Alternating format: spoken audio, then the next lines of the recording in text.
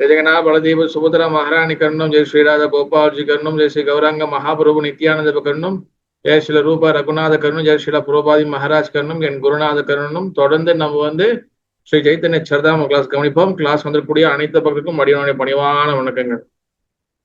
ஹரே கிருஷ்ணா அனைவருக்கும்.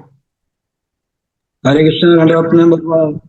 ஹரே கிருஷ்ணா தண்டவரணம் ப்ரோ. எப்படிங்க? நல்லா இருக்கீங்களா ப்ரோ? Okay bro.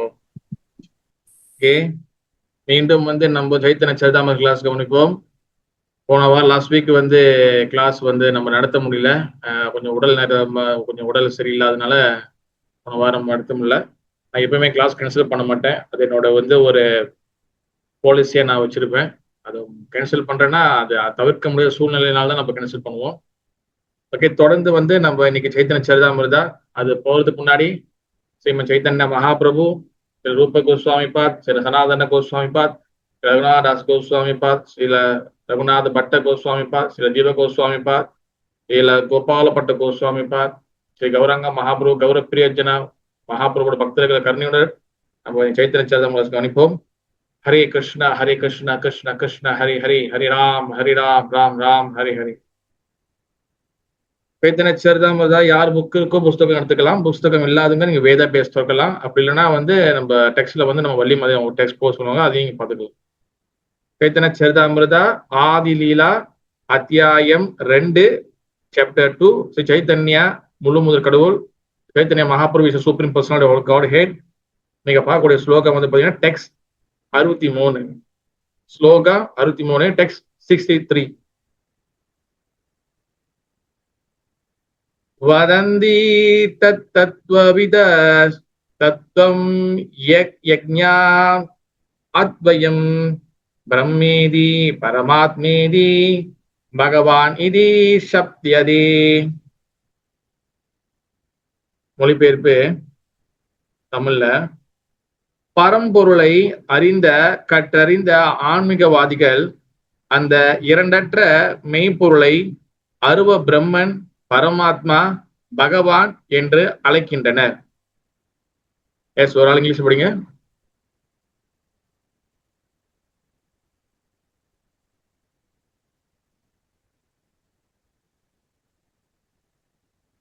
மல்லிகா மதி இங்கிலீஷ் வச்சிருக்கீங்களா? Okay, Prabhu.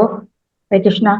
Learn transcendentals who know the absolute truth say that it is no-dual knowledge and is called impersonal Brahman, the localized Paramatma and the personality of Godhead. ஏசு பக்திவேதாந்த சுவாமி ஸ்ரீல பூர்வ ஜெய். இந்த ஸ்லோகம் ஸ்ரீமத் பாகவதத்தில் இருந்து 1வது காண்டம் 2வது அத்தியாயம் 11வது ஸ்லோகத்திலிருந்து வருவதாகும். Text 64 64. சுனா பாஹி ஸ்லோககரஹ விசாரஹ ஏகா முக்கிய தத்வா தீனாதாஹர பிரசாரா. மொழிபெயர்ப்பு: அன்புள்ள சகோதரர்களே, இந்த ஸ்லோகத்தின் விளக்கத்தை கவனமாக கேட்டு ஒரு முக்கிய தத்துவம் 3 வேறுபட்ட தோற்றங்களில் அறியப்படுகிறார் என்னும் அதன் பொருளை ஆழ்ந்து யோசித்து பாருங்கள். My dear brothers, kindly listen to the explanations of this verse and consider its meaning. The one original entity is known in its 3 different features. Shloka 65, text 65. அத்வய ஞான தத்வா வாஸ்து கிருஷ்ண நேரா ஸ்வரூபா பிரம்ம ஆத்மா பகவான் தீனாதார ரூபா. மொழிபெயர்ப்பு: இந்த இரண்டற்ற பரம்பொருளும் இறுதி உண்மையும் சாக்ஷாத் பகவான் கிருஷ்ணரே, பிரம்மன், பரமாத்மா, பகவான் என்று அவர் தம்மை 3 தன்மைகளில் வெளிப்படுத்துகிறார். Lord Krishna himself is the one undivided absolute truth the ultimate reality. He manifests himself in three features as Brahman, Paramatma, and Bhagavan. యేసు భక్తివేదాంత சுவாமி ஸ்ரீல புரபாய் மகாராஜ் புரோருக்கு ஜெய்.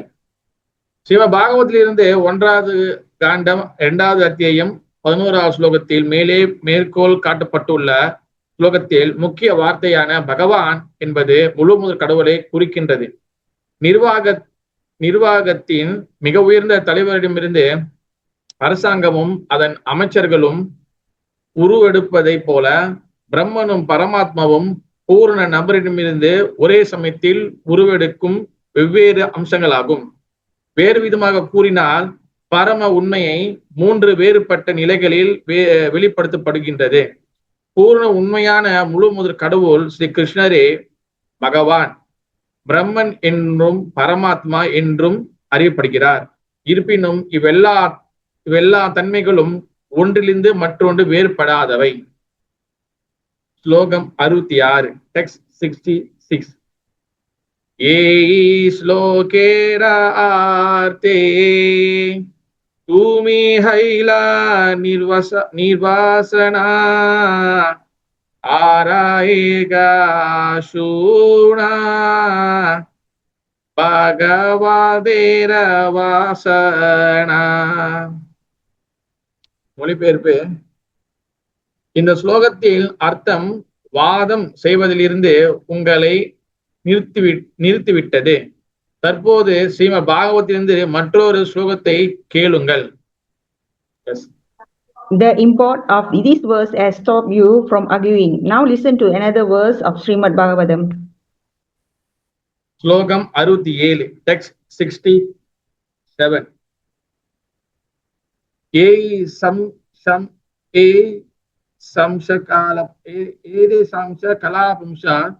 கிருஷ்ணஸ்து பகவான் சுயம் இந்திரியாணி வியாக்குலம் லோகம்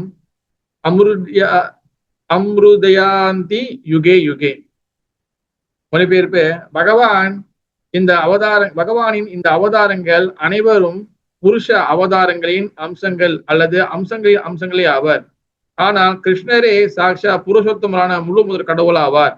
இந்திரனின் எதிரிகளினால் உலகில் தொல்லைகள் ஏற்படுத்தப்படும் போதெல்லாம் ஒவ்வொரு யுகத்திலும் அவர் தம்முடைய வெவ்வேறு ரூபங்களின் மூலமாக இவ்வுலகினை பாதுகாக்கின்றார்.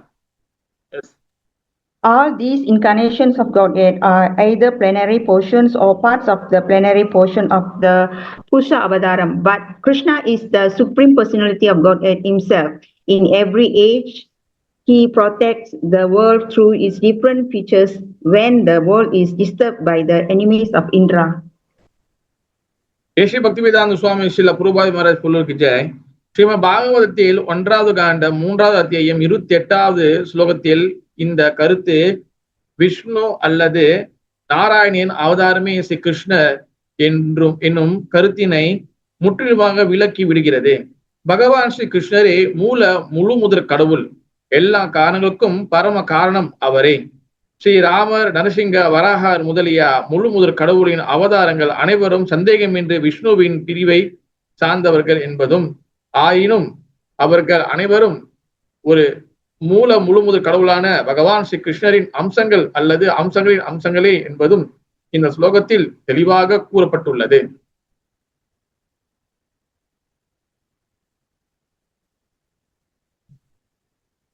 ஹரே கிருஷ்ணா.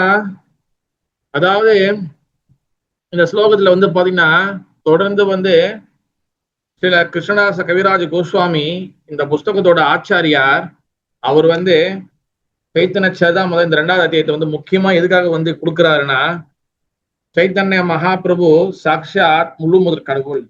அந்த மகாபிரபு யாரும் இல்ல, கலியுகத்துல கிருஷ்ணர் தான் சைத்தன்ய மகாபிரபுவா வராரு அப்படின்னு சொல்லி தெளிவாக நம்மளுக்கு காட்டுறதுக்காக தான் இந்த அத்தியாயம் முழுக்க பாத்தீங்கன்னா பகவானுடைய சக்தி, பகவானுடைய சக்தியோட சக்திகள், அவதாரங்கள், பகவானுடைய வைபவங்கள், பகவானுடைய எண்ணற்ற விஷயங்கள் எல்லாமே கிருஷ்ணர்கிட்டே தான் வருது. கிருஷ்ணர் தான் முழு முதற் கடவுள். அதாவது நம்மளுக்கு 2 வகையான கருத்துக்கள் இருக்கும் ஆன்மீகத்துல. ஓகேவா? சில பேர் கிருஷ்ணர்கிட்ட இருந்து விஷ்ணு வருகின்றார் அப்படின்னு நினைப்பாங்க. சில பேர் என்ன நினைப்பாங்கன்னா, விஷ்ணு கிட்ட இருந்து தான் கிருஷ்ணர் வராரு. ஏன்னா தச அவதாரங்கள்ல அந்த பட்டியல் போட்டோம்னா அந்த லிஸ்ட் பாத்தீங்கன்னா அதுல கிருஷ்ணர் வராரு, அதனால வந்து விஷ்ணு வரல. இப்போ விஷ்ணு தான் முழு கடவுள், விஷ்ணு கிட்டே தான் பகவான் கிருஷ்ணர் வராரு, கிருஷ்ணர் கிட்டே இருந்து விஷ்ணு வரலையே அப்படின்னு நினைப்பாங்க. இப்ப எது வந்து உண்மை, எது வந்து உண்மை இல்ல? கிருஷ்ணர் கிட்டே இருந்து தான் விஷ்ணு வராரா, இல்ல விஷ்ணு கிட்ட இருந்து தான் கிருஷ்ணர் வராரா? யாரு பதில் சொல்றீங்க? இப்ப தசாவதாரத்துல வந்து பாத்தீங்கன்னா தசாவதார லிஸ்ட் எடுத்தா அதுல பகவான் விஷ்ணுவோட பேர் இருக்காது, கிருஷ்ணரோட பேர் தான் இருக்கும். அப்புறம் கிருஷ்ணரோட பேர் இருக்கும் போது ஹரே கிருஷ்ணா இருக்கிற நீங்க கிருஷ்ணரை கடவுள்னு சொல்லலாம். ஹரே கிருஷ்ணா இல்லாத கிருஷ்ண பக்தி இல்லாதவங்க அவங்க ராமரையோ நரசிங்கரையோ வாமனரையோ பரசுராமரையோ கடவுள்னு சொல்லலாமே அப்படின்னு உங்ககிட்ட கேள்விகள் கேட்டாங்கன்னா, அப்படின்னு ஒரு கேள்வி வந்துச்சுன்னா நீங்க எப்படி பதில் சொல்வீங்க பக்தர்களே? மீண்டும் நம்ம வந்து உற்சாகமாக இந்த கிளாஸ் நம்ம ஆரம்பிக்கணும். சொல்லுங்க, பதில் சொல்லுங்க.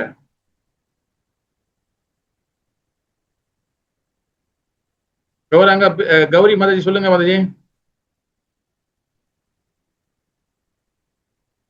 கௌரி மாதுரி தேவிதாசி மாதாஜி சொல்லுங்க. ஹரே கிருஷ்ணா பிரபு. பிரபு எப்படி இருக்கீங்க? நல்லா இருக்கீங்களா? நல்லா இருக்கேங்க பிரபு.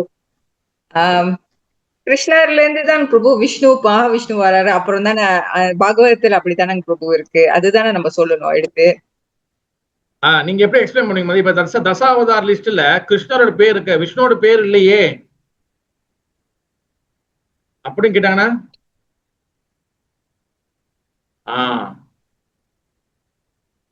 தெரியலைங்க பிரபு எப்படி எக்ஸ்பிளைன் பண்றது.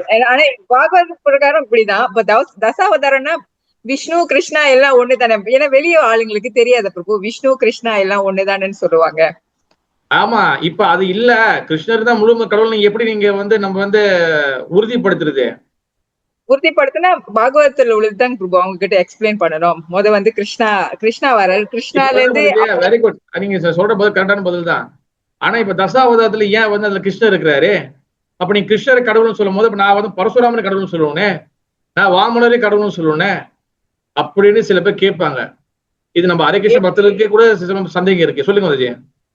இல்ல பிரபு கிருஷ்ணா, ஏன்னா கிருஷ்ணா வந்துட்டு பிருந்தாவனத்துல வந்தா நீங்க ஏற்கனவே சொல்லியிருக்கீங்களா, பிருந்தாவனத்துல கிருஷ்ணா தான் வந்து லீலா பண்ண முடியும், அவர் வந்துட்டு இந்த கீதைய உபதேசம் பண்ண முடியும்ட்டு வந்து கிருஷ்ணா நேரடியா வந்தாரு. அப்புறம் ஒண்ணுன்னு வந்து ஏற்கனவே நீங்க சொல்லியிருக்கீங்க, கிருஷ்ணர் பிருந்தாவனத்து கிருஷ்ணா வேற, அப்ப அந்த பகவத்கீதா சொன்ன கிருஷ்ணா வேற. ஹரே கிருஷ்ணா. அதாவது இப்ப கிருஷ்ணர் வந்து அந்த லிஸ்ட்ல வராரு, 10 அவதாரத்துக்குள்ள லிஸ்ட்ல அவரும் வராரு. அப்ப அவர் மட்டும் எப்படி நீங்க கடவுளும் தூக்கி வச்சு கொண்டாடுறீங்க அப்படின்னு சாதாரண மக்கள் கேள்வி கேட்கிறாங்க இல்லையா மதுஜி? ஆமா பிரபு. அப்பனா பகவத்கீதா எக்ஸ்பிளைன் தான் சொல்லணும் பிரபு. ஏன்னா குரான்ல வந்துட்டு அவரும் குரான்ல வந்து என்ன சொல்லப்படுதுன்னா பகவானோட தூதர்ன்ட்டு. பைபிள்ல இல்ல பிரபு ஒரு எக்ஸ்பிளனேஷன் வெளியாளுங்களுக்கு தெரியாது. நீங்க கொஞ்சம் நிதானமா இருங்க. நீங்க கொஞ்ச நேரம் நான் வேற ஆளுங்க கிட்ட வரும் நம்ம. Okay, very good. கௌரி மதுக்கு ரொம்ப நன்றி. நல்ல முயற்சி. வேற யாரும் ஸ்டார்ட் பண்றீங்களா? கிருஷ்ணர் முழு கடவுள்னு சொல்றோம் நம்ம. ஆனா அவர் தசாவதாரத்துல ஒரு அவதாரமா தானே வராரு, அப்ப எப்படி அவர் கடவுளாக ஆக முடியும் அப்படின்னு கேள்வி கேட்டாங்க. நீங்க என்ன பதில் சொல்லுவீங்க பக்தர்களே? யாராச்சும் ட்ரை பண்றீங்களா? வாங்க கமலாமதி. கமலாமதி பிரபு என்கிட்ட கேட்டாங்கன்னா நான் சொல்லுவேன் படிங்கன்னு சொல்லுவோம். பகவத்கீதை படிக்க சொல்லுவீங்களா?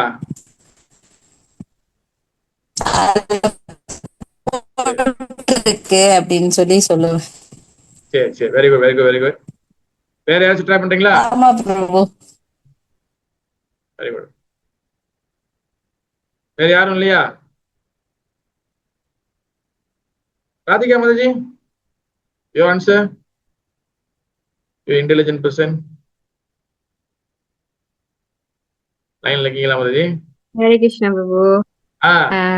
நானா இருந்தா தெரியல நான் என்ன சொல்லிருப்பேன்னு. ஆனா வந்து அவதாரம்க்கும் டிஃபரன்ஸ் இருக்குல்ல பிரபு? மதி பொதுமக்கள் கேள்வி, சாதாரண கேள்வி மதி. 10 அவதாரத்துல கிருஷ்ணரோட பேரும் இருக்கு.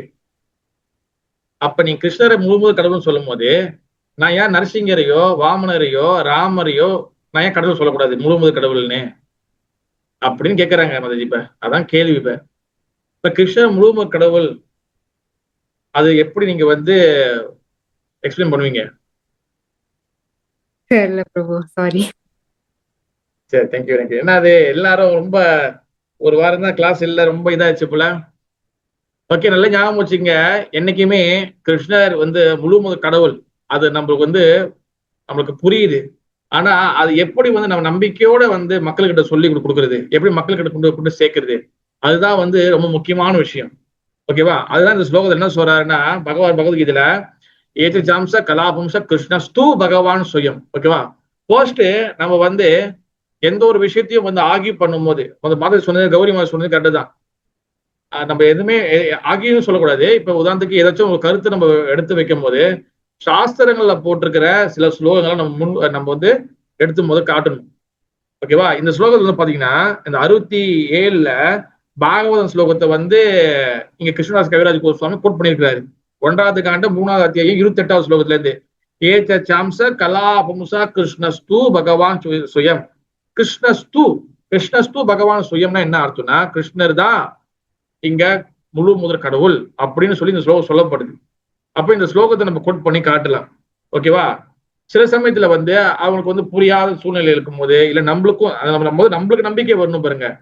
அப்ப 10 தசாவதாரத்துல ஏன் கிருஷ்ணரும் வராரு, அது என்ன காரணம்னா எப்பவுமே வந்து பாத்தீங்கன்னா பகவான் வந்து ஒவ்வொரு யுகத்திலையும் அவர் வந்து என்ன பண்றாரு, ஒவ்வொரு வாட்டியும் வந்து அவர் வர்றது கிடையாது. பிரம்மாவோட ஒரு பகலுக்கு மட்டும்தான் கிருஷ்ணர் வந்து இந்த பூமியில அவதாரம் பண்றாரு. பிரம்மாவுக்கு ஒரு பகல்ல என்ன நடக்குது, இந்த கல்குலேஷனை நீங்க வந்து ஞாபகம் வச்சுக்கணும். பிரம்மாவுடைய ஒரு பகல்ல 14 மனுக்கள் வந்து மாறுறாங்க, 14 மனுக்கள் வந்துட்டு போறாங்க. அப்ப ஒரு மனு அந்த மாதிரி எடுத்துக்கிட்டீங்கன்னா ஒரு மனு, அதாவது ஸ்வயம்புவ மனு, முதல் மனு ஸ்வயம்புவ மனு, அப்புறம் ஸ்வயம்புவ மனு, சாக்ஷூச மனு, வைவஸ்வத மனு, இந்திர சாவரணி, ருத்ர சாவணி, இந்த மாதிரி நிறைய 14 மனுக்கள் வந்துட்டு வர்றாங்க. அப்போ ஒரு மனுவோடைய கீழே, ஒரு மனுவோட ஆட்சி கீழே, ஒரு மனுவோட ரூல்ஸ்க்கு கீழே 71 சதுர்யுகம் வருது. 71 சதுர்யுகா மேனிஃபெஸ்ட் ஆகுது, 71 சதுர்யுகம். அப்போ ஒரு சதுர்யுகத்துல வந்து பாத்தீங்கன்னா சதுர்னா 4. அப்போ ஒரு சதுர்யுகத்துல வந்து அது வந்து அந்த பேக்கேஜை திறந்தீங்கன்னா ஒரு சதுர்யுகத்துல சத்யா, திரேதா, துவாபர, கலி, இந்த 4 சேர்ந்துதான் ஒரு சதுர்யுகம். இந்த மாதிரி 71 சதுர்யுகம் வருது ஒரு மனு கீழே.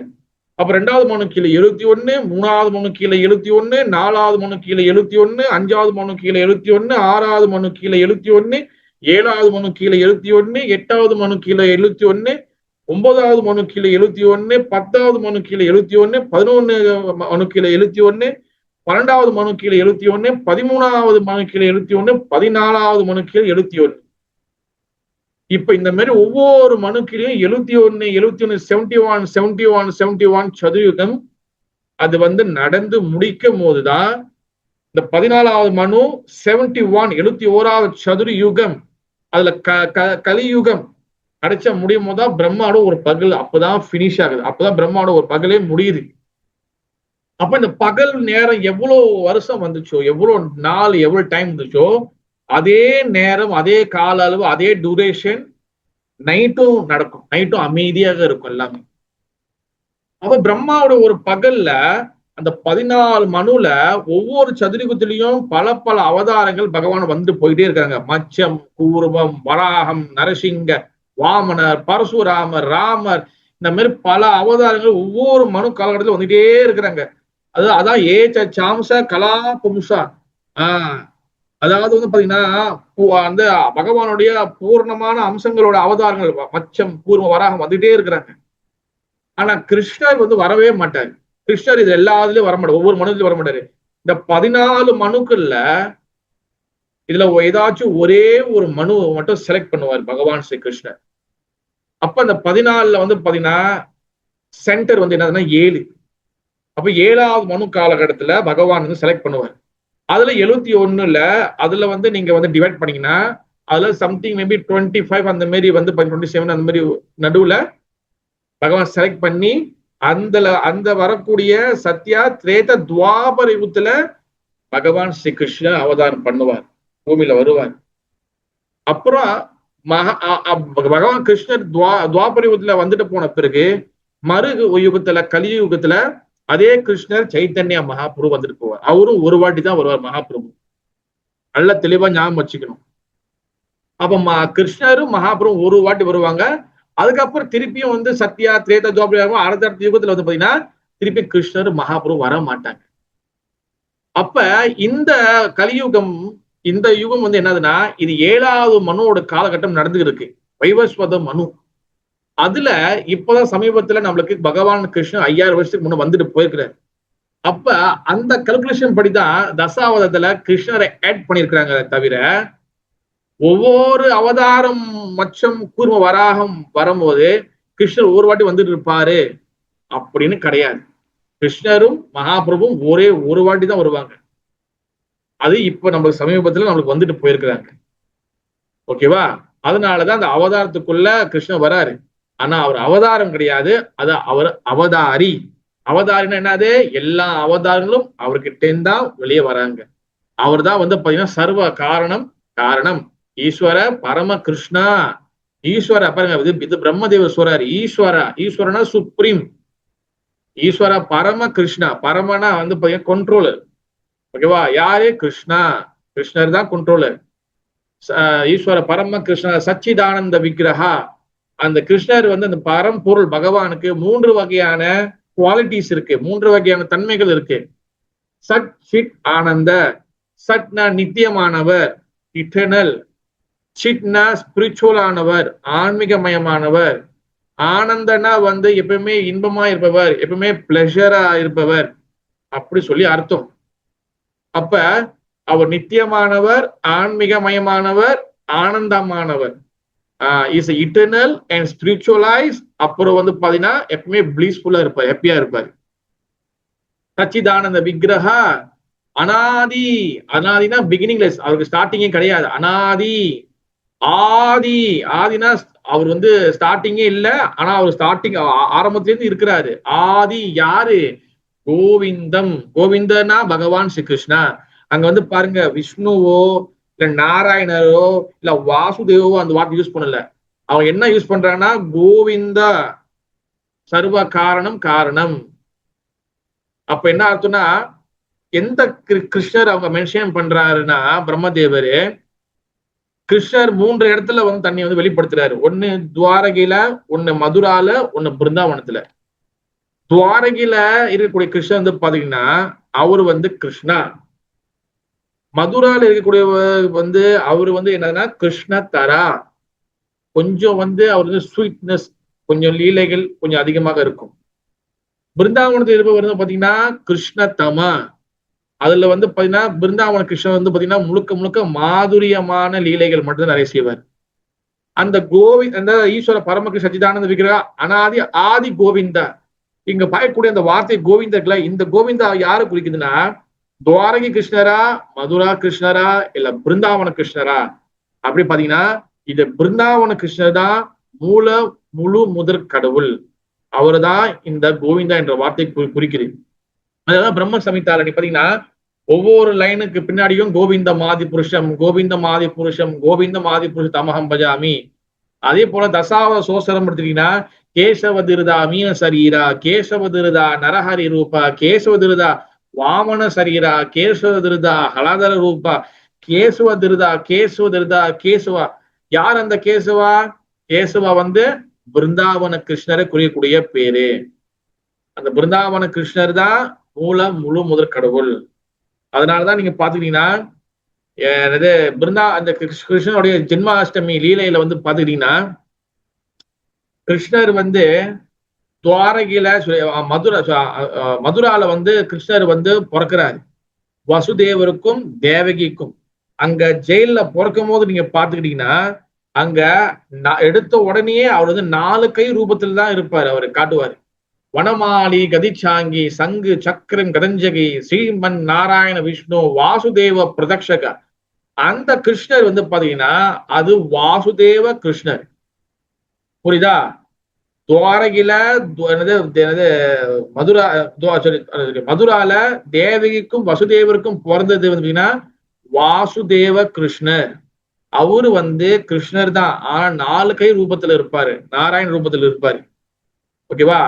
அவரை தூக்கிக்கிட்டு அந்த கூடையில வச்சுதான் இவரு யாரு, நம்ம வசுதேவர் வந்து தூக்கிட்டு வருவார் எங்க, கோகுலத்துக்கு. அப்ப கோகுலத்துல வந்து பாத்தீங்கன்னா அங்க வந்து யசோதாக்கும் நந்தா மகாராஜுக்கும் அங்க ஒரு பேபி பிறந்திருக்கு. அந்த பேபி எடுத்துட்டு இங்க வந்துருங்க, இந்த இருக்கக்கூடிய கிருஷ்ணர் தூக்கி கூட அங்க வச்சிருங்க சொல்லி அந்த அசரீரி கேட்கும், சவுண்ட் ஒண்ணு கேட்கும். இது எல்லாருக்கும் தெரிஞ்ச கதை தான் அது. அப்ப வசுதேவர் என்ன பண்றாரு, இங்கேருந்து நைட்டோட நைட்டா இந்த வாசுதேவ கிருஷ்ணரை தூக்கிக்கிட்டு இந்த ப்ளூ கலர் பேபியை தூக்கிக்கிட்டு என்ன பண்றாரு, இங்கேருந்து கோகுலத்துக்கு போனாரு. அப்ப கோகுலத்துக்குள்ள அவர் அங்க போகும்போது அங்க என்ன நடக்குது, அவர் வந்து யசோதா வந்து நைட்ல வந்து பாத்தீங்கன்னா பேபி வந்து பெத்து எடுத்துட்டா. அப்ப எல்லாரும் வந்து ஃபுல் நைட்ல எல்லாரும் தூங்கி இருக்கிறாங்க. அப்ப அங்க வந்து பாத்தீங்கன்னா மழை பேஞ்சி, அந்த மழை காத்து மட்டும்தான், மழை பேஞ்சு விட்ட பிறகு இந்த மழை காத்து அடிக்கும் பாத்தீங்களா, அந்த மழை காத்து மட்டும் சிறு அடிக்குது அவருக்கு. அதுல அந்த கீழே ஃபுல்லா தரெல்லாம் ஈரமா இருக்கு. அதுல அப்படியே என்னது கிருஷ்ணரை கொண்டு வந்து வச்சுட்டு அங்க பாக்குறாரு, அங்க பார்த்தா ஒரு பொம்பளை பிள்ளை இருக்கு, பேபி.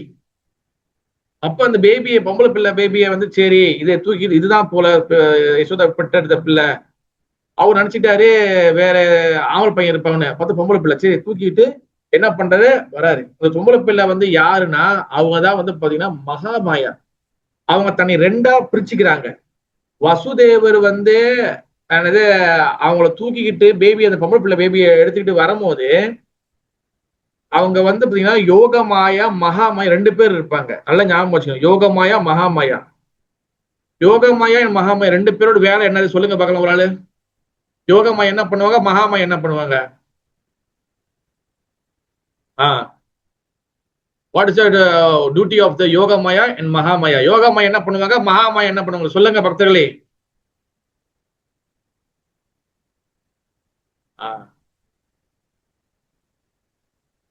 யோகமாயோட ஆக்டிவிட்டி என்னது, மகாமாயா ஆக்டிவிட்டி என்னது? நிர்மலா மாதாஜி சொல்லுங்க.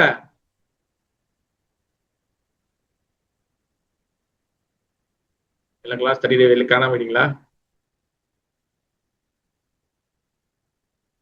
யோகமாயா என்ன பண்ணுவாங்க, மகாமாயா என்ன பண்ணுவாங்க? ஹரே கிருஷ்ணா பிரபு. சொல்லுங்க ராதிகா மாதாஜி. யோகமாயா வந்து நம்ம பக்திக்கு ஹெல்ப் பண்ணுவாங்க. மகாமாயா வந்து நம்ம பக்தியில இருந்து அவங்க என்ன சொல்லுவாங்க, பக்தியில இருந்து நம்மள தூரமா ஆக்குவாங்க கிருஷ்ணர் கிட்ட இருந்து. மகாமாயா வந்து மாதாஜி நம்மளை வந்து தண்டிப்பாங்க. ஓகே, மகாமாயா நம்ம தண்டிப்பாங்க. வெரி குட், அதே மாதிரி சொல்ல கண்டுதான். மகாமாயா நம்ம தண்டிப்பாங்க. யோகமாயா நம்மளுக்கு பக்திக்கு, யோகமாயா வந்து பக்தியில கிருஷ்ணருக்கு தகுந்த லீலைகளை உருவாக்குவாங்க. அதான் யோகமாயா. அப்ப அந்த பெண் பிள்ளை வந்து பாத்தீங்கன்னா அவங்க வந்து யோகமாயா வந்து அங்க பிருந்தாவனத்துல அவங்க இருந்துட்டாங்க. ஓகேவா? அவங்க கூட வந்து வசுதேவ கூட தொடர்ந்து கூட போனது வந்து பாத்தீங்கன்னா மகாமாயா தான் போறாங்க. அதனாலதான் அந்த மகாமாயா பேபி வந்து பாத்தீங்கன்னா அந்த பேபி, பொம்பளை பிள்ளை பேபியை எடுத்து வந்து இங்க வச்சுட்ட பிறகு அவங்க ஜெயிலுக்குள்ள வந்து எல்லாம் உட்காந்து செட்டில் ஆன பிறகு அந்த பேபி வந்து அழுவும் போது கம்சன் வந்து அந்த பேபியை வந்து, பொம்பளை பிள்ளை பேபியை பார்த்துட்டு, என்ன என் பொம்பளை பிள்ளை பிறந்திருக்கு, இதையும் சாவடிக்கணும்னு.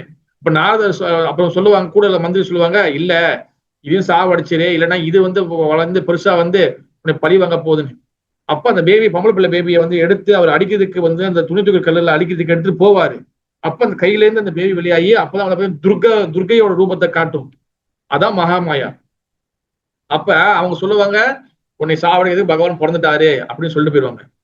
இப்ப அங்க வந்து பாத்தீங்கன்னா ஆக்சுவலி அங்க ஒரு கிருஷ்ணரு யசோதா கிட்ட இருக்கிற கதைப்படி பார்த்தா அங்க ஒரு கிருஷ்ணரு யசோதா கிட்ட இருக்கிறாரு. யாரு? இந்த வசுதேவர் எடுத்து வந்து வச்ச கிருஷ்ணர். ஆனா உண்மையிலே தத்துவ விச்சார் படி ஆன்மீகத்தில் நம்மளுக்கு 2 வகையான நாலேஜ் இருக்கும். ஒண்ணு மேலோட்டமா பாக்குறது, ஒண்ணு ஆழமா பாக்குறது. ஒண்ணு வந்து ஆழமா பாக்குறது தத்துவ விச்சாரம் சொல்லுவாங்க, மேலோட்டம் பாக்குறது அப்பாட்ட விச்சாரம் சொல்லுவாங்க. என்னைக்குமே நம்ம விஷயங்களை ஆழமாக தெளிவாக என்னைக்குமே புரிஞ்சுக்கணும் ஆன்மீக விஷயங்கள்ல. அப்ப தத்துவ விசாரப்படி பார்த்துக்கிட்டீங்கன்னா அங்க ஏற்கனவே வசுதேவர் கொண்டு வர்றதுக்கு முன்னாடி ஏற்கனவே அங்க வந்து ஒரு கிருஷ்ணர் வந்து ஒரிஜினலா யசோதா அம்மா பெற்றெடுத்த யசோத நந்தன கிருஷ்ணா நந்தன கிருஷ்ணா ஒருத்தர் அங்க இருக்கிறார். இவர் வசுதேவர் வந்து பார்க்கும்போது யசோதா வந்து ஒரு சைட்டா படுத்திருக்கனால பின்னாடி முதுகு பின்னாடி அங்க ஒரு பேபி இருந்தா அவர் பார்க்கல. அது வந்து ஒரிஜினலான யசோதா பெற்றெடுத்த குழந்தை. அது நந்தன கிருஷ்ணா, யசோத நந்தன கிருஷ்ணா.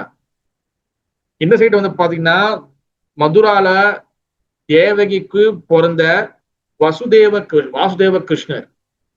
அப்ப இந்த மேல இருந்து நீங்க பார்க்கும் போது காட்சியை நீங்க பார்க்கும் போது 2 கிருஷ்ணர் அங்க இருக்கிறாரு. ஒன்னு யசோத நந்தன கிருஷ்ணா, யசோதா பெற்றெடுத்த பிள்ளை. ஒன்னு தேவகி நந்தன கிருஷ்ணா, தேவகி பெற்றெடுத்த பிள்ளை. அப்ப அங்க என்ன நடக்குது? பகவான் வாசுதேவ் இருக்கிறால, தேவகி கிருஷ்ணன் இருக்கிறால, தேவகி கிருஷ்ணன் என்ன பண்றாரு, அப்படியே ஸ்லோலி யசோதா கிருஷ்ணன் உள்ள போய் மறைஞ்சிடுறாரு. அப்போ 2 பேர் ஒன்னா ஆகி ஒரு கிருஷ்ணர் தான் வெளியில் தெரியுறாரு. அது எந்த கிருஷ்ணரு? யசோதா பெற்றெடுத்த பிள்ளை மட்டும் தான் தெரியுறாரு. தேவகி கிருஷ்ணர் வந்து பாத்தீங்கன்னா உள்ளுக்குள்ள மறைஞ்சிட்டாரு. இப்ப 2 பேருக்கும் என்ன டிஃப்ரெண்ட், என்ன வித்தியாசம்? இங்கதான் வந்து பாத்தீங்கன்னா பகவான் வந்து சாம்ச கலாவம்ச கிருஷ்ண பகவான். ஏன் கிருஷ்ணன் முழு முதற் கடவுள்? இது இந்த இடத்துல தான் வந்து தெளிவாக நமக்கு புரியணும். நமக்கு இந்த இடத்துல தான் பிருந்தாவனம் நடக்கக்கூடிய எல்லா வகையான சண்டைகள், அசுரர்கள் சாவடிக்கிறது, இதெல்லாம் செய்யறது வந்து பாத்தீங்கன்னா தேவகி நந்தன கிருஷ்ணர் தான் வெளியில வந்து சண்டை போட்டு இவங்க எல்லாரும் சாவடிப்பாரு. ஏன்னா அவர் தான் வந்து பாத்தீங்கன்னா பிறக்கும் போது 4 கை ரூபத்துல பிறந்தார். ஓகேவா? அவர் தான் இந்த அகாசுர, பகாசுர, பூத்தனா, திருணாவரதா, கேசி, இந்த மாதிரி எல்லாத்தையும் சாவடிக்கிறது தேவகி நந்தன கிருஷ்ணன், தேவகி பெற்றெடுத்த பையன். அவர் வெளியே வந்து சண்டை எல்லாம் போட்டு திருப்பி அவங்க உள்ளுக்குள்ள மறைஞ்சிருவாரு. இந்த பிருந்தாவனத்துல வந்து இந்த வெண்ணெய் திருடுறது, யசோதாமங்களை வல்லாறது, இந்த மாடுகளை மேய்க்கிறது, இதெல்லாம் வந்து பார்த்துருக்கீங்கன்னா இது யசோத நந்தன கிருஷ்ணா.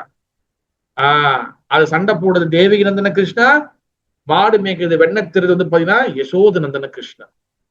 அப்ப யசோத நந்தன கிருஷ்ணா தான் வந்து பாத்தீங்கன்னா அவர் தான் கோவிந்தா ஆதி புருஷம் தமகம் பஜாமி.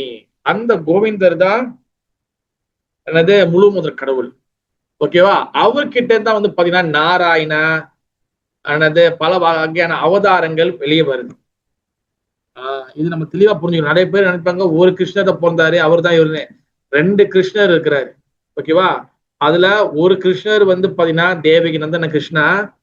அவர் வந்து இந்த சண்டை போறதுக்கு இதெல்லாம் வந்து அவர் தான் வந்து பாத்துக்கிட்டீங்கன்னா இப்ப மகாபாரதம் வரும்போது, மகாபாரதம் இந்த பொலிட்டிக்லாம் பேசும்போது வந்து பாத்தீங்கன்னா இந்த தேவகி நந்தன கிருஷ்ணர் தான் இந்த அரசியல் எல்லாம் பேசுவாரு.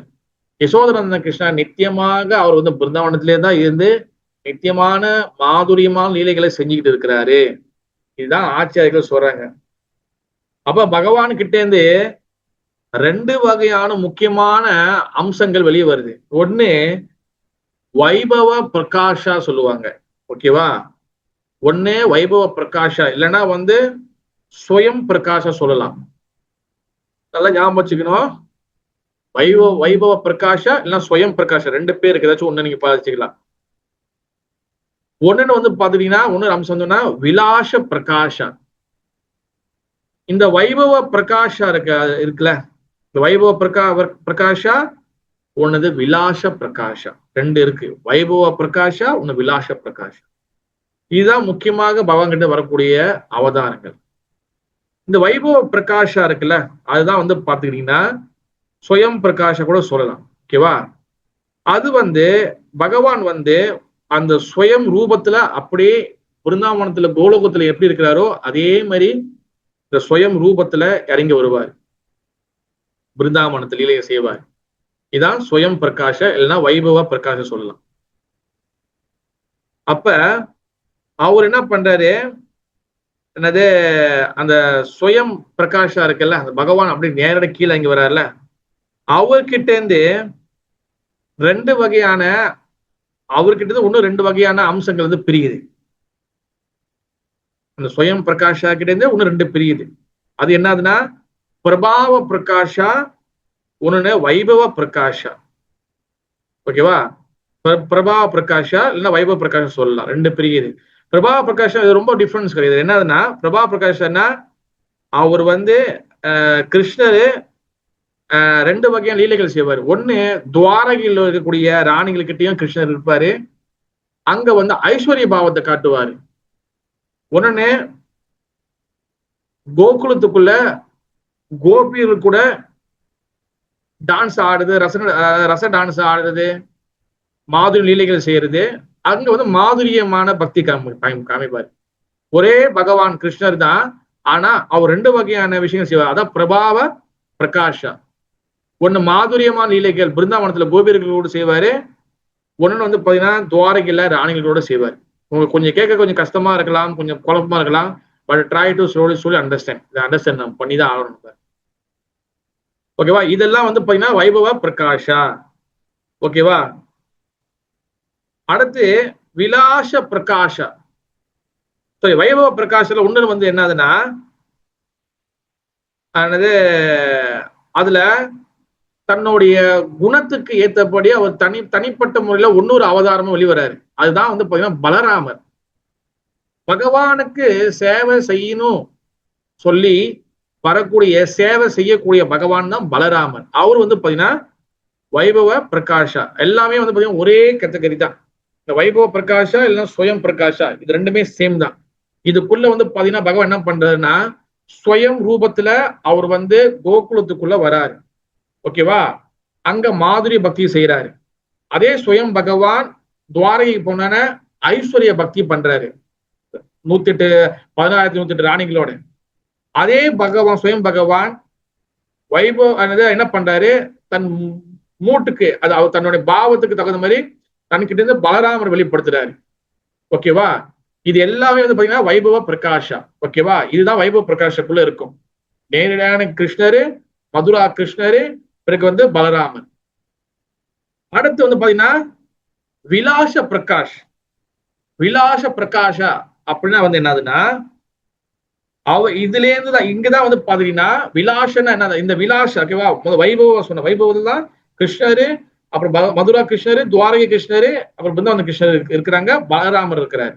இது வைபவ பிரகாஷா. ஓகேவா? விலாச பிரகாஷா வரும்போதுதான் என்ன நடக்குதுன்னா, இந்த கிருஷ்ணர்கிட்ட இருந்து 4 வகையான நபர்கள் வராங்க. வாசுதேவா, சங்கர்ஷ்ணா, பிரத்யும்னா, அனிருத்தா. இவங்கதான் வந்து பாத்தீங்கன்னா 4 பேர் வெளியே வராங்க. இவங்கெல்லாம் வந்து பாத்தீங்கன்னா விலாச பிரகாஷா. ஓகேவா? அப்ப அவங்க என்ன பண்றாங்க, இவங்க எல்லாத்துக்கும் 4 கை இருக்கும். எல்லாத்துக்கும் 4 கை இருக்கும். இவங்க வந்து பாத்தீங்கன்னா இவங்க கிட்ட இருந்து அதுக்கப்புறம் வந்து காரணவசாயி, கர்ப்பவசாயி, ஷீரவசாயி, நாராயணா, வைகுண்டத்துல வரவங்க, இவங்க எல்லாம் வந்து இதுக்கப்புறம் தான் வருவாங்க. இவங்க எல்லாம் வந்து பாத்தீங்கன்னா விலாச பிரகாஷா. புரியுதா? மேபி கொஞ்சம் குழப்பமாக இருக்கலாம், கொஞ்சம் கடினமாக இருக்கலாம். சொல்லி நான் சொல்றேன். ஏதாச்சும் கேள்விதான் நீங்க பின்னாடி கேட்கலாம். புரியுதா? அப்ப இந்த மாதிரி முக்கியமான பல அவதாரங்கள் பகவான் கிட்டே இருந்தே வருது. அதுதான் சொன்னது. முக்கியமான வந்து 2. ஒண்ணு வந்து என்னன்னா, ஒண்ணு வைபவ பிரகாஷா, அதாவது வைபவ பிரகாஷா, ஒண்ணு விலாச பிரகாஷா. வைபவ பிரகாஷா வந்து என்னதுன்னா, ஸ்வயம் பகவான் கிருஷ்ணர் அப்படியே எப்படி கோலோகத்தில் இருக்கிறாரோ அப்படியே இந்த பூமிக்கு இறங்கி வருவாரு. அதே கிருஷ்ணர் வந்து துவாரகையில வந்து ஐஸ்வர்ய பக்தி பண்ணுவாரு. கோகுலத்துக்குள்ள மாதுரிய பக்தி பண்ணுவாரு. பிறகு அந்த கிருஷ்ணருக்கு சேவை செய்ததுக்காக அவரோட அம்சமாக பலராம வெளியே வருவார். இவங்கெல்லாம் வைபவ பிரகாஷா. விலாச பிரகாஷம் வந்து பாத்தீங்கன்னா கிருஷ்ணகிட்ட இருந்து அடுத்து வந்து வாசுதேவா, சங்கர்ஷ்ணா, பிரத்யும்னா, அதுக்கப்புறம் வந்து பாத்தீங்கன்னா நாராயணர் வெளியே வருவாரு. அப்புறம் காரணவசாயி, கர்ப்பவசாயி, இவங்க எல்லாம் வந்து பாத்தீங்கன்னா விலாச பிரகாஷா. புரியுதா? இந்த மாதிரி வந்து பல வகையான 2 வகையான பிரிஞ்சு அதுக்குள்ள இருந்து நிறைய பிரியுது. அப்ப பகவானுடைய எக்ஸ்பென்ஷன், அதாவது சொன்ன மாதிரி வந்து பாத்தீங்கன்னா 6 வகையான அவதாரங்கள் இருக்கு. முக்கியமா ஏற்கனவே பல வாட்டி பார்த்திருக்கோம். புருஷ அவதாரா, லீலா அவதாரா, குண அவதாரா, மன்வந்தர அவதாரா, அண்ட் யுக அவதாரா, அண்ட் சக்தி ஆவேச அவதாரா. அப்ப இந்த லீலா அவதாரம் இருக்குல்ல, இந்த லீலா அவதாரம் தான் சொன்ன மாதிரி வந்து பாத்தீங்கன்னா முக்கியமான 10 வகையான லீலைகள் வந்து ஜெயதேவ கோஸ்வாமி சொல்றாரு தசாவ சோஸ்துல. கேசவ திருதா, ராம சரீரா, கேசவ திருதா, நரஹரி ரூபா, வாமனர், மச்சம், கூர்ம, வராக, இவங்க எல்லாம் வந்து பாத்தீங்கன்னா தசாவதாரம் முக்கியமாக 10 அவதாரங்கள்ல லீலா அவதாரங்கள். தசாவதாரம்னா வந்து என்னது? லீலா அவதாரங்கள். அடுத்த புருஷ அவதாரம்னா வந்து என்னது? இந்த பகவான் கிட்ட நேரடியா வருது. பகவான் கிட்ட இருந்து வரக்கூடிய நாராயணன் இருக்கிறாள், அவர்கிட்ட இருந்து காரண உதகசாயி, கர்ப்ப உதகசாயி, ஷீர உதகசாயி, இந்த 3 விஷ்ணுக்கள் வருவாங்க. இவங்க இந்த பிரபஞ்சத்துக்குள்ள படைக்கிறதுக்காக அவங்க வராங்க. ஒருத்தவங்க இந்த உலகம் வந்து பாத்தீங்கன்னா கருப்பா இருட்டா இருக்கும். அந்த இருட்டுல இதுதான் என்ன சொல்லுவாங்கன்னா மகா தத்துவம் சொல்லுவாங்க. ஆன்மீக லோகத்துல ஒரு பகுதி மட்டும் இருட்டாகும். அந்த இருட்டான இடத்த வந்து பாத்தீங்கன்னா மகா தத்துவம் சொல்லுவாங்க. அந்த மகா தத்துவம் இருட்டான இடத்துல தான் முதல் விஷ்ணு காரண உதகசாயி இருப்பாரு. அவர் படுத்திருப்பாரு, மிதக்கிட்டு இருப்பாரு. அங்க தண்ணிலாம் ஒண்ணுமே இருக்காது, வெறும் பபிள்ஸ் தான் மட்டும்தான் ஒரு பிரபஞ்சங்கள் வரும். அந்த ஒவ்வொரு பிரபஞ்சத்துக்குள்ளேயும் 2வது விஷ்ணு கர்ப்ப உதக சாய் விஷ்ணு போவாரு. அந்த கர்ப்ப உதக சாய் விஷ்ணு உள்ளுக்குள்ள வந்த பிறகு அதுல வந்து பாத்தீங்கன்னா அவரோட தாமரை பூ தொப்புள்ளே இந்த நாவிலேருந்து தாமரை பூ தண்டு வந்து அதுல பிரம்மதேவர் இருப்பாரு. அப்புறம் பிரம்மதேவர் எல்லா ஜீவராசியும் படைப்பாரு. ஒவ்வொரு ஜீவராசிக்குள்ளேயும் பரமாத்மாவை 3வது விஷ்ணு வந்து உள்ள வருவார். அவர் தான் ஷீர உதக சாய் விஷ்ணு. 3வது விஷ்ணு வருவார். இவங்கதான் வந்து 3 விஷ்ணு, காரண சாயி, கர்ப்ப சாயி, ஷீர உதக சாயி. இந்த 3 விஷ்ணு வந்து பாத்தீங்கன்னா புருஷ அவதாரம். ஓகேவா? இந்த மாதிரி வந்து அடுத்து வந்து குண அவதாரம். குண அவதாரம் பாத்தீங்கன்னா சாத்விக குணம், ரஜோ குணம், தமோ குணம். இந்த 3 குணத்துக்கு, சாத்விக குணத்துக்கு பகவான் விஷ்ணு, ரஜோ குணத்துக்கு பிரம்மதேவர், அப்புறம் தமோ குணத்துக்கு சிவபெருமான். இந்த 3 குணத்துக்கு 3 அதிபதிகள். நேத்து கூட நான் வந்து சொல்லிக்கிட்டு இருந்தேன் பாகவதம் கிளாஸ்ல. என்னதுன்னா இப்ப கோயில வந்து 3 வாட்டி சுத்துறாங்கல்ல, எதுக்காக 3 வாட்டி சுத்துறாங்க? என்ன காரணத்துக்காக கோயில சுத்துறாங்க 3 வாட்டி? ஏன் அதை 4 வாட்டி சுத்திருக்கலாம், 5 வாட்டி சுத்திருக்கலாம், 6 வாட்டி சுத்திருக்கலாம்? ஏன் நோமலா கோயில வந்து ஜெனரலா 3 வாட்டி சுத்துங்க சொல்றாங்க? என்ன காரணம்?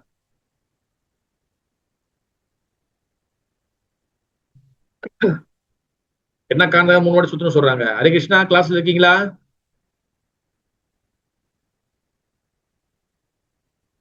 மளிகை மாதிரி சொல்லுங்க. பிரபு. தெரியாதா? சரி, எனக்கு நம்ம கௌரி மாதிரி இருக்கேன். கௌரி மாதிரி சொல்லுங்க. எதுக்காக 3 வாட்டி சுத்த சொல்றாங்க கோயில? பிரபு எனக்கும் தெரியலைங்க பிரபு. என்ன மாதிரி? சரி, அடுத்து வேற யாரு இருக்கா? கோயில் எதுக்காக 3 வாட்டி சுத்தணும்? எதுக்காக 3 வச்சாங்க? வேற யாரு இருக்கா? நிர்மலா மாதாஜி இருக்கீங்களா?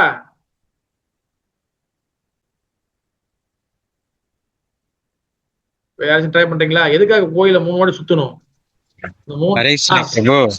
சொல்லுங்க ப்ரோ. பிரபு, அப்பா அம்மா எல்லாம் அப்படி சொல்லி கொடுத்தாங்க, அதான் ஃபாலோ பண்றோம். அப்பா அம்மாவா? சரி, ஆனா காரணம் இருக்கு எதுக்காக. சரி, வெரி குட் பிரபு, முயற்சிக்கு ரொம்ப நன்றி. வேற பக்தர்கள் சொல்லுங்க, எதுக்காக 3 ரவுண்டு? அதேதான் பிரபு, எல்லாரும் சுத்துறாங்க, நம்மளும் சுத்துறதுதான் பிரபு. மாதாஜி அப்படி செய்யக்கூடாது. என்னைக்குமே ஞாபகம் வச்சுங்க, என்னைக்குமே கேள்வி கேளுங்க. கேள்வி கேட்டு அதுக்கு உண்டான ஆன்சரை கண்டுபிடிங்க. என்னைக்குமே எல்லாத்துலயும் கேள்வி கேட்கணும். ராதிகா மாதாஜி, கமால் மாதாஜி ட்ரை பண்ணுங்க.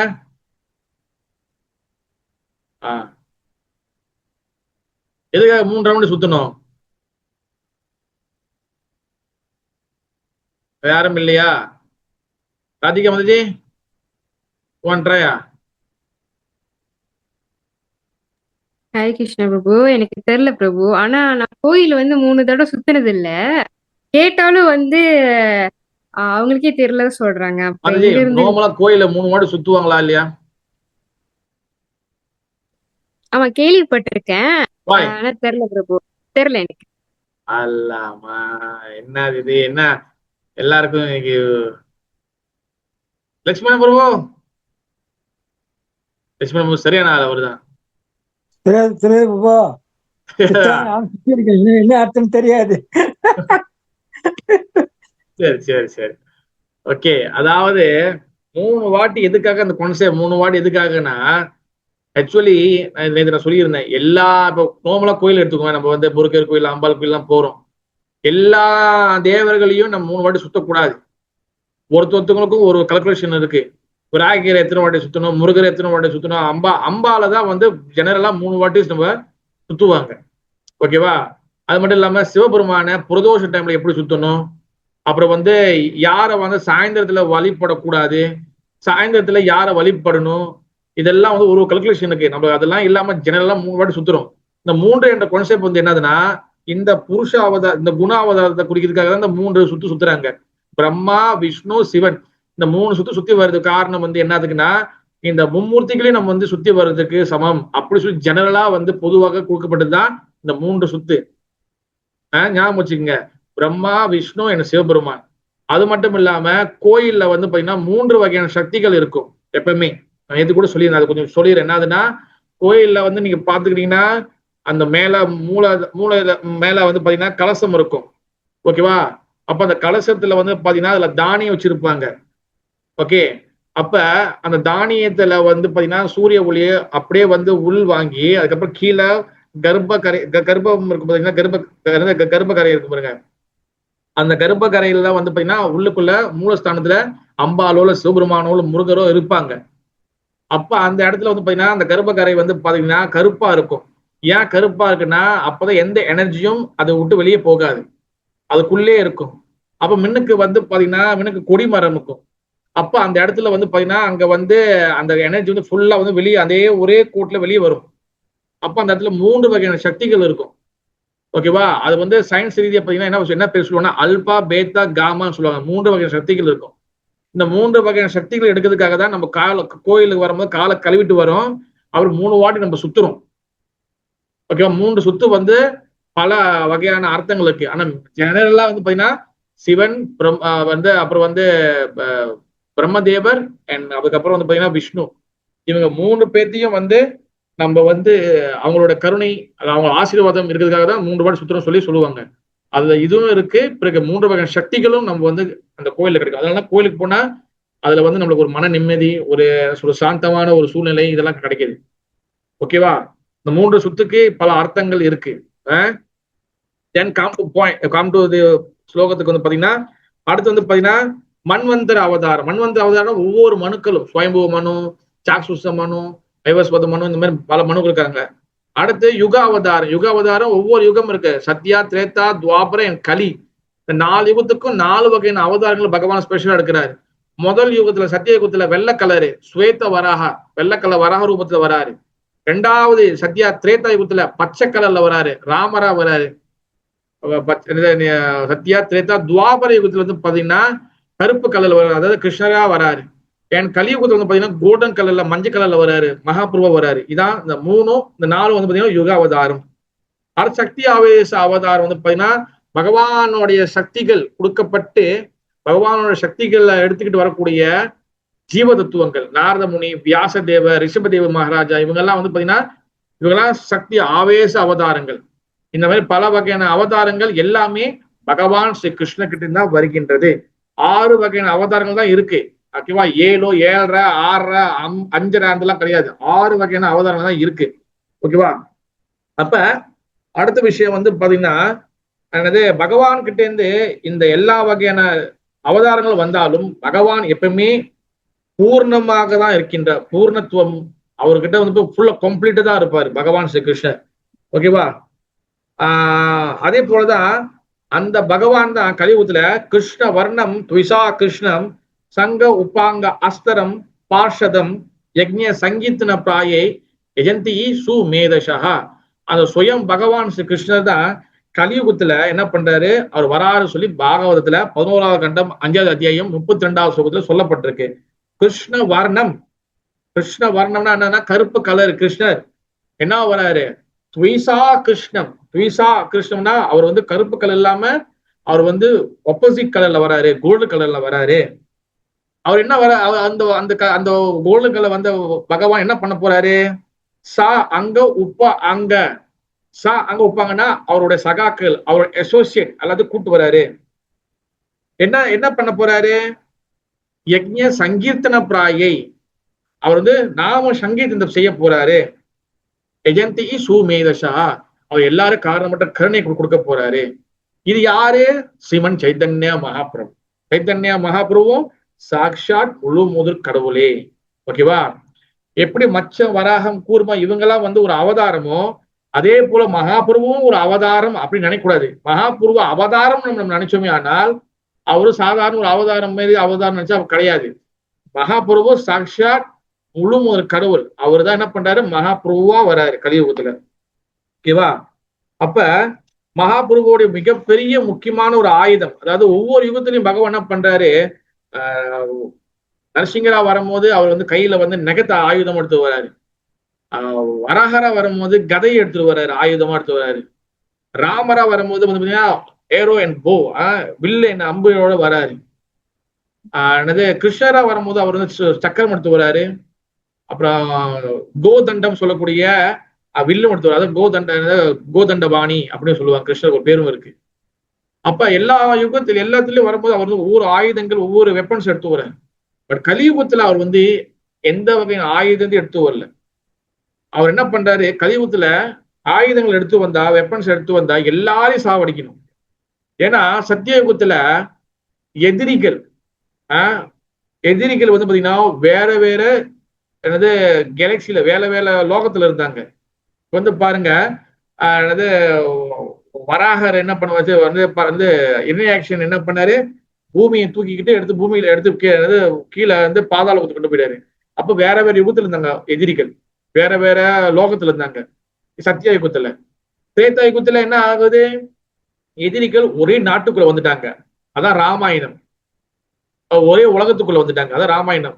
இலங்கையில அப்புறம் தமிழ்நாடு, அப்ப ரெண்டு பேரும் சண்டை, ஒரே உலகத்துல ரெண்டு நாட்டுக்கு சண்டையா இருக்கும். அடுத்த சத்தியத்தை துவாபர யுகத்துல வந்து பாத்தீங்கன்னா எதிரிகள் ஒரே குடும்பத்துக்குள்ள வந்துட்டாங்க, பாண்டவர்கள் அண்ட் கௌரவர்கள்.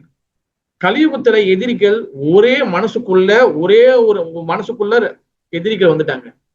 அப்ப இங்க சாவடிக்கணும்னு எல்லாரையும் நம்ம சாவடிக்கணும்.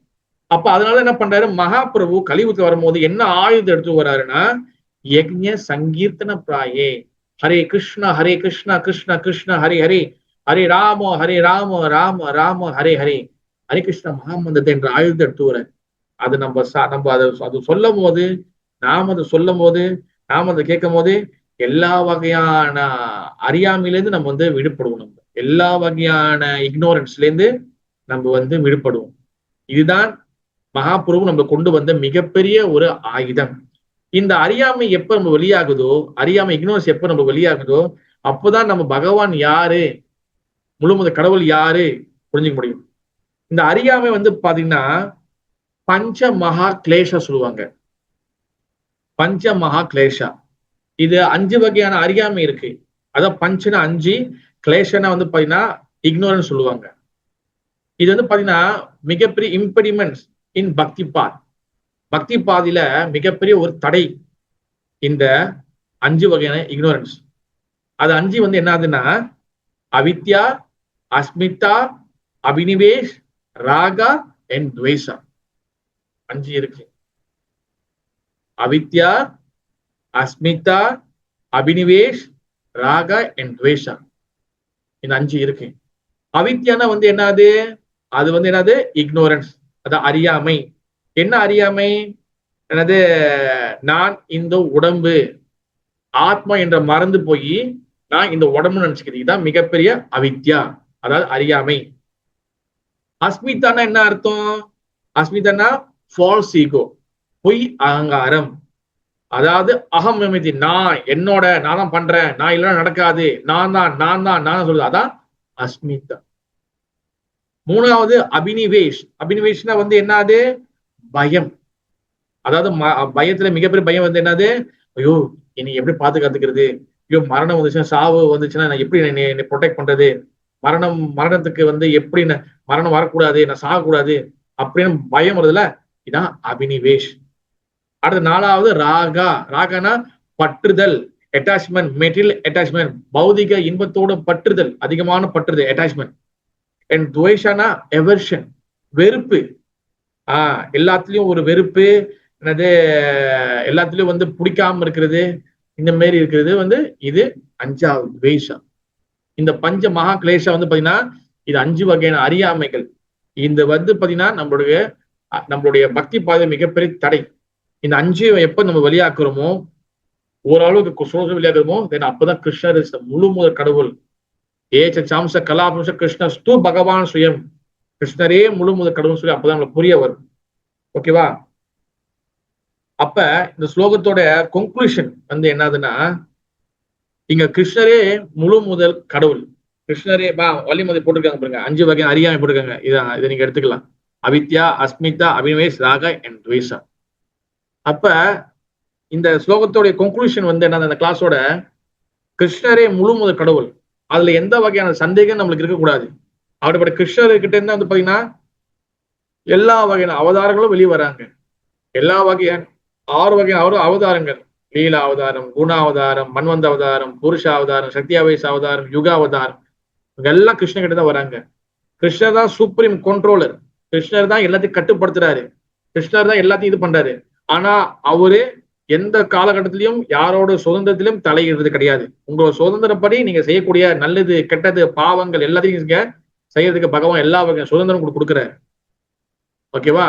அதுக்குண்டான விளைவுகள் வந்து என்ன செய்யணுமோ அதுக்குண்டான விளைவுகளை நம்ம இந்த பூமியில இருக்கிற காலகட்டத்துல நம்ம அனுபவிச்சு ஆக வேண்டும்.